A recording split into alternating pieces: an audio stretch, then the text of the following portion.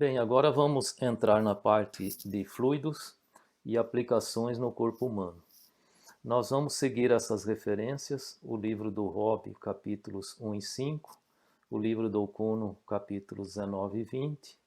Também há conteúdo no livro do Guyton, capítulos 14, 15, 16 e 25. E também eu peguei um conteúdo do site Hyperphysics, a parte de fluido, está nesse site abaixo. Bem, Física 2, vocês estudaram fluidos ideais. E agora nós vamos entrar em fluidos reais, porque nós visamos uma aplicação no sangue. E nós vamos ver primeiro, então, fluxo laminar e depois vamos considerar o fluxo com turbulência. Esse fluxo laminar é quando a gente considera viscosidade também. Então, para entender isso melhor, vamos considerar duas placas dentro de um líquido. Aqui eu coloquei um sistema de eixos e a placa inferior está parada e a placa superior está em movimento para a direita com velocidade v0. Para manter essa placa em movimento, é necessário exercer uma força, que no caso aqui é uma força constante, e essa força é igual à força de atrito, e essa força é a de cisalhamento do líquido. Então podemos imaginar várias lâminas de fluido aqui entre essas duas placas.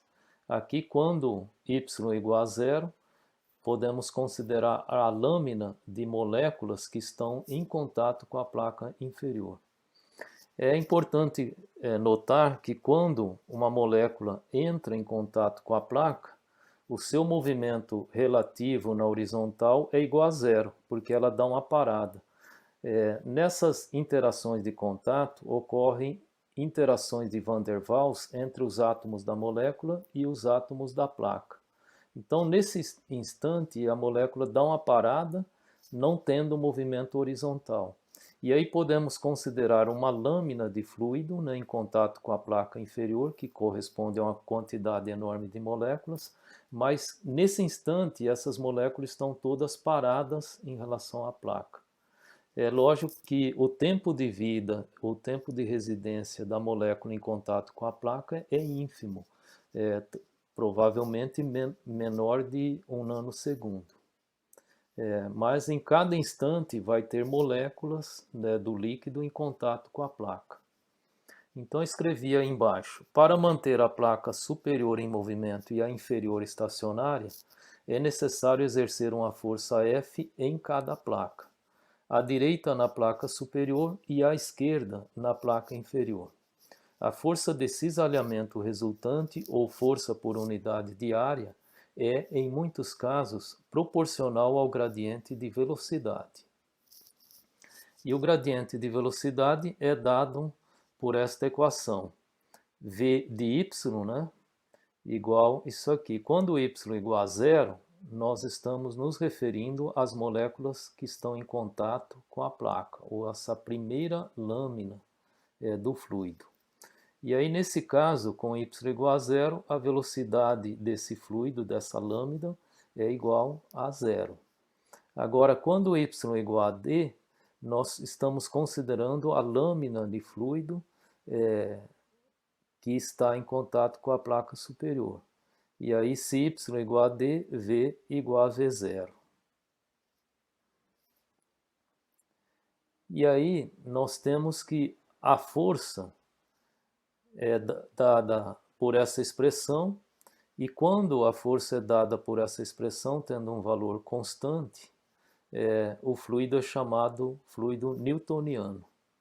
A força, então, vai ser proporcional à viscosidade, à área da placa e o gradiente de velocidade.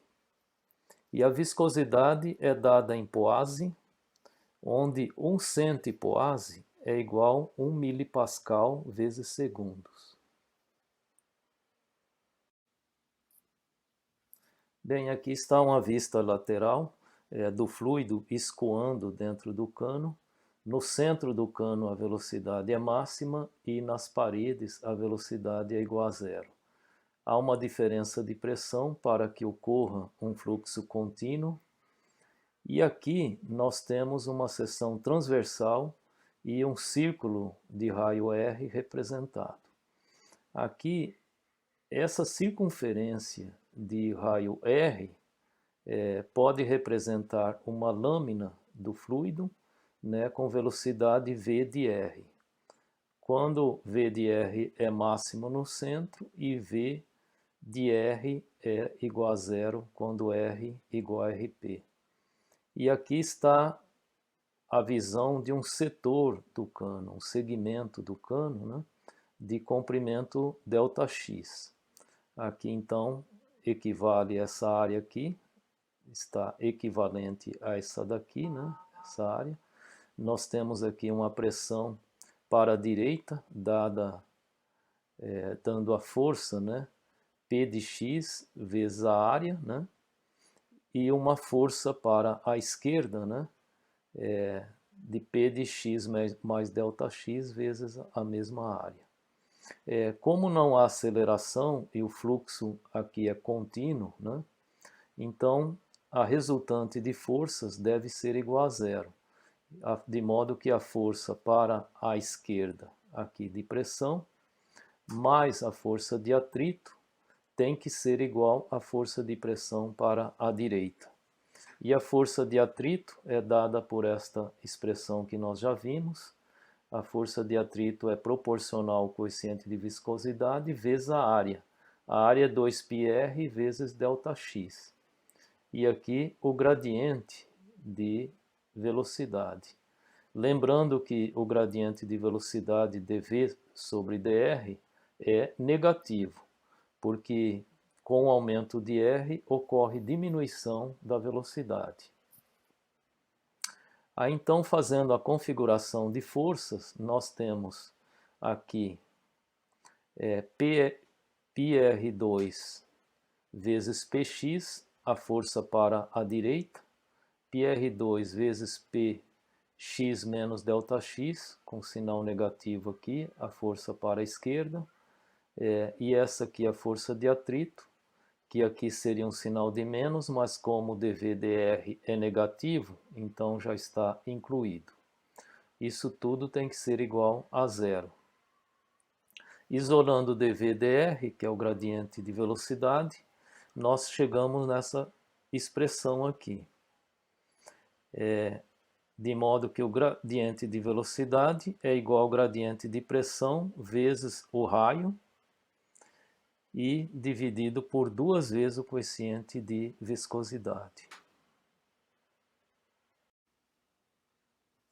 Bem, para chegarmos a uma expressão para a velocidade em função de R, é necessário isolar aqui dV e integrar. Tá? Então, fazendo essa integração, vamos aqui substituir, né, o valor de dV. E aí, isso aqui, o gradiente de pressão é constante, o coeficiente de viscosidade também é uma constante, e aí vai depender, a integral é sobre R dr, que dá R2 sobre 2, e aqui nos limites de integração, o valor máximo de R é o limite superior, e vamos colocar aqui o valor R para chegarmos a uma velocidade em função de R. E aí vamos chegar então nesta expressão. Quando R igual a zero, no centro do cano, nós temos aqui uma velocidade máxima. E quando R é igual a RP, a velocidade é igual a zero. Então essa é a expressão da velocidade em função de R. Outra coisa importante é a taxa de fluxo volumétrico, que ela também é chamada de JV de R, e ela é igual ao volume transportado dividido pela área dividido pelo tempo. O volume transportado pode ser medido em metro cúbico, a área em metro quadrado e o tempo em segundo. Aí a gente vê que a unidade, então, da taxa de fluxo volumétrico é igual à unidade de velocidade, que é metros por segundo. Aqui também podemos considerar volume transportado é igual à área vezes o deslocamento do volume, que é V delta T, a área e o ΔT. Simplificando, temos que isso aqui resultou igual à velocidade V de R. De modo que a taxa de fluxo volumétrico é maior no centro, aqui como a velocidade. E se eu quero chegar na vazão total, que é chamada, representada pela letra Q, eu preciso multiplicar pela área, né? Então, como a velocidade depende de R, então seria esse produto aqui. Devemos considerar, né, anéis de largura dr para representar uma área dA do anel. E essa área dA seria 2πr vezes a largura, né, a diferencial de R, aí eu terei um dA. E aqui seria a velocidade. Os limites de integração vai de R igual a zero até RP. Então, como eu tenho aqui o valor da velocidade já, substituindo, eu fico com essa expressão, onde todo mundo aqui é constante. Aí eu fiquei com essa expressão, esse termo aqui pode ser chamado de U, e assim resolver a integral. Mas essa integral é simples, daria para resolver diretamente, porque aqui eu teria, para esse primeiro termo, R2 sobre 2, então ficaria RP quadrado vezes RP quadrado, então fica RP a quarta sobre 2. Aqui o segundo termo vai ficar menos R3, fica R4 sobre 4, então teria RP a quarta sobre 2 menos RP a quarta sobre 4, que dá RP a quarta sobre 4. Essa integral. Multiplicada por isso aqui, nós chegamos então no valor da vazão. A vazão é proporcional ao gradiente de pressão e ao raio do tubo à quarta potência. Isso é importante para os vasos sanguíneos porque ocorre dilatação, de modo que uma dilatação muito pequena, um aumento pequeno no raio, pode resultar numa vazão bem maior, certo? Essa equação, essa lei é chamada de lei de Poiseuille, em homenagem ao físico francês. A vazão, então, é dada em metros cúbicos por segundo. Bem, como estamos interessados nas aplicações no organismo humano, vamos resolver este exercício. Como exemplo, calcule a vazão de um poro de 5 nanômetros, similar aos encontrados na membrana basal do glomérulo do rim, onde ΔP igual a 15,4 Torricelli, o coeficiente de viscosidade igual a 1,4 milipascal vezes segundos, ΔX é igual a 50 nanômetros. Então a primeira coisa a fazer é converter essa pressão, esse ΔP, ele vai ser igual a ρGH, onde ρ é a densidade volumétrica do mercúrio, que é isso aqui, porque isso aqui é dado em 15,4 milímetros de Hg. G é a aceleração gravitacional e ΔZ aqui representa a altura, que é 15,4 milímetros. Assim, ΔP vai ser igual a 2,04 vezes 10 a terceira Pascal. Aí, usando aqui para calcular a vazão total, né, seria que nós temos o raio, né, do glomérulo, que é 5 nanômetros, aqui o ΔP, o comprimento do glomérulo, que é isso aqui, o coeficiente de viscosidade, e o valor encontrado foi 7,2, 10 a menos 21 metros cúbicos por segundo.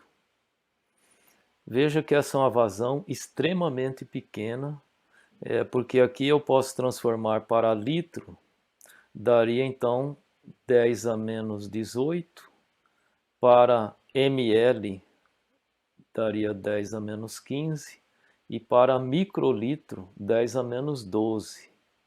Ou seja, microlitro é uma quantidade muito pequena, e ainda vamos considerar 10 a menos 12 microlitros por segundo, vezes 7,2.